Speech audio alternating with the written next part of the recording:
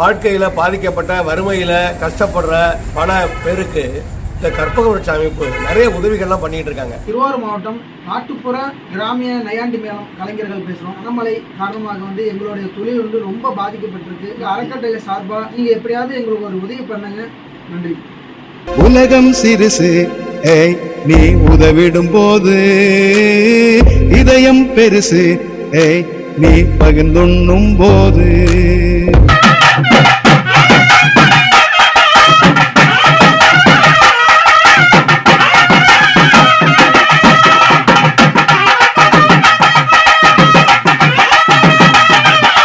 கோரிக்கை ஏற்று இந்த பொங்கல் திருநாளில் எங்களுக்காக அரிசி மற்றும் உணவுப் பொருட்கள் அனைத்தும் வழங்கியிருக்காங்க.